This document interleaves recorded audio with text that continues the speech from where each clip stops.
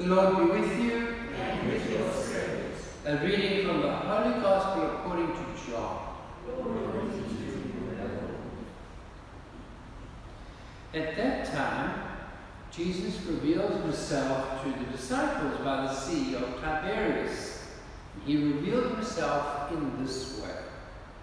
Simon Peter, Thomas called the twin, Nathanael of Cana in Galilee, the sons of Zebedee, and two others of his disciples went together. Simon Peter said to them, "I am going fishing." They said to him, "We will go with you." They went out and got into the boat, and that night they caught nothing. Just as day was breaking, Jesus stood on the beach, yet the disciples did not know that it was Jesus. Jesus said to them, "Children, have you any fish?" And they answered him, "No." He said to them, "Cast the net on the right side of the boat, and you will find some." So they cast it, and now they were not able to haul it in for the quantity of fish. That disciple whom Jesus loved said to Peter, "It is the Lord." When Simon Peter heard that it was the Lord, he put on his clothes, for he was stripped for work, and sprung into the sea.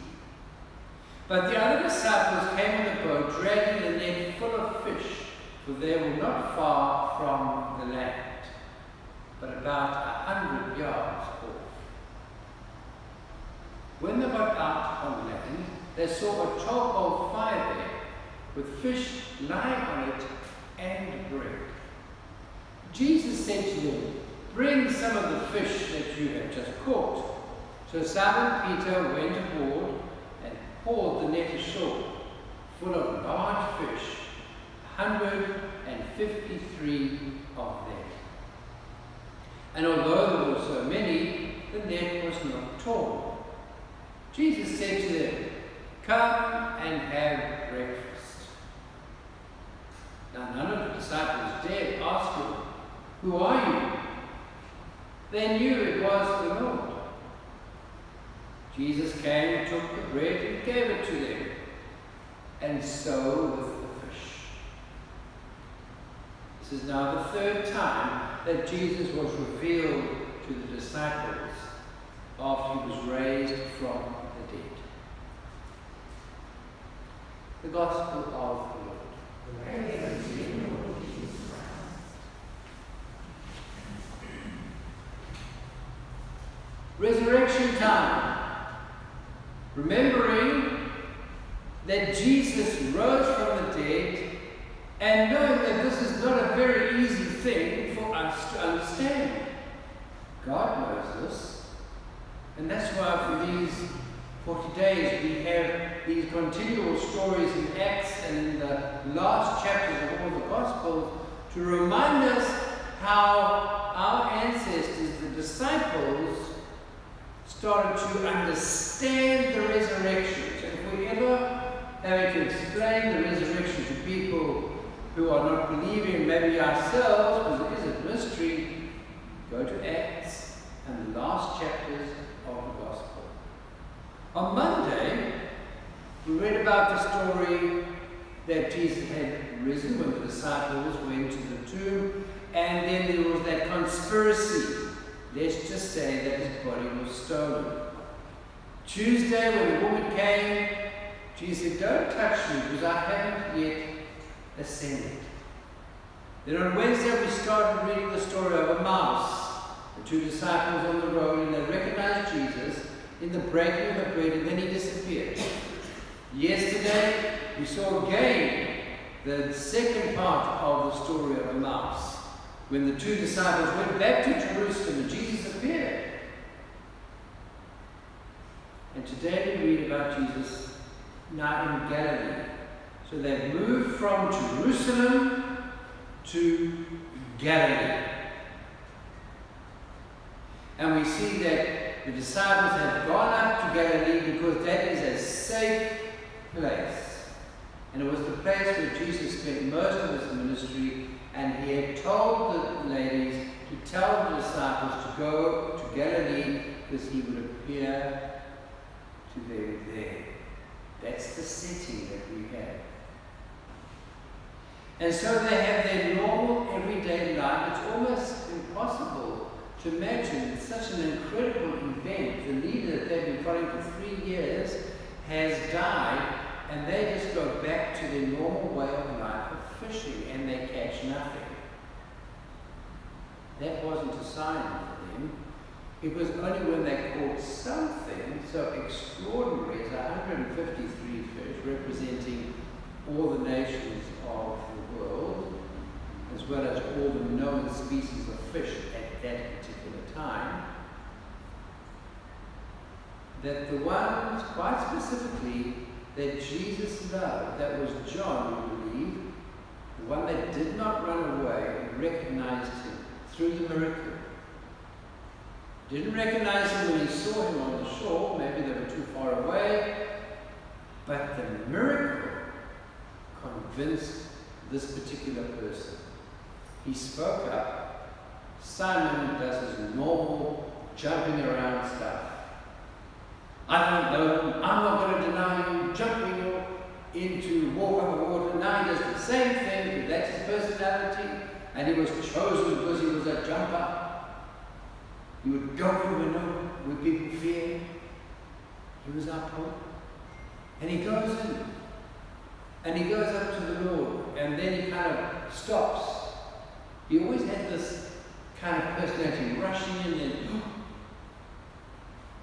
so he stops and goes and gets some fish. He comes back. And then, amazingly, Jesus comes for breakfast. Very normal thing. Very normal.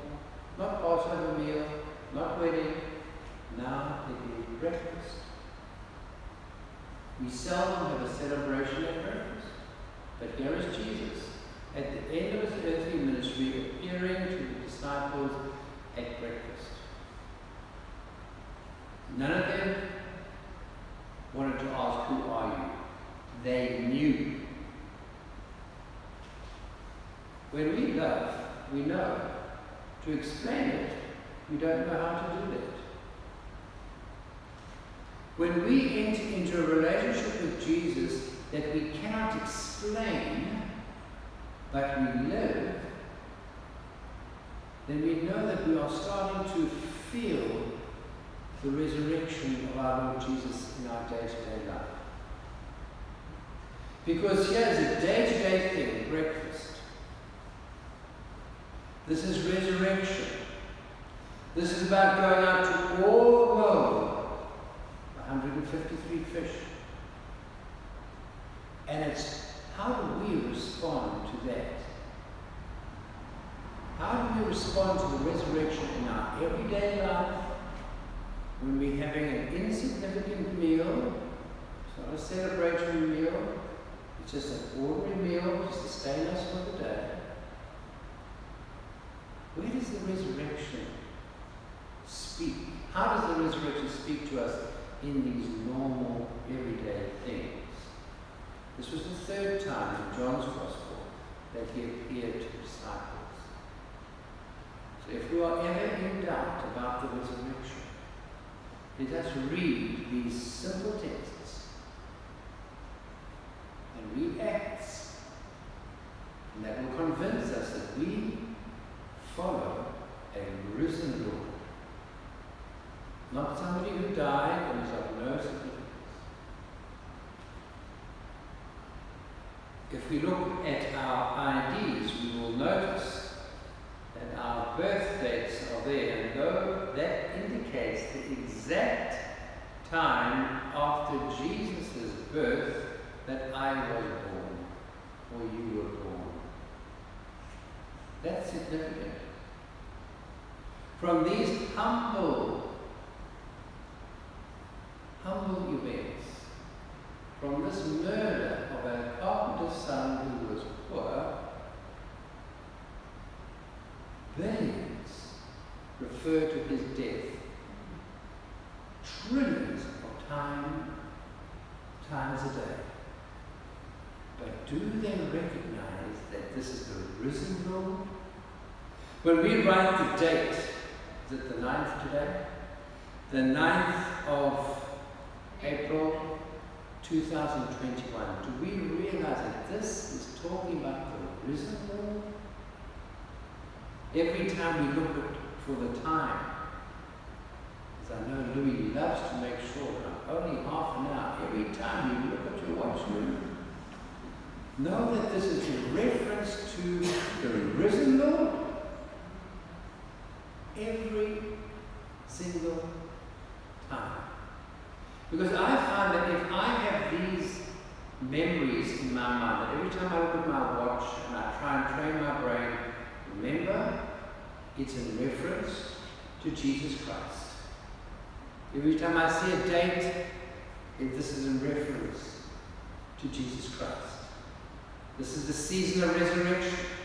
Because these little things, like having breakfast, become the mainstay of my day.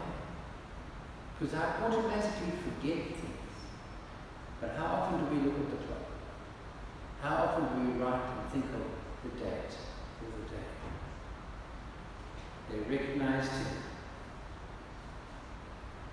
when he called, and they ate breakfast with him. Totally different from Cana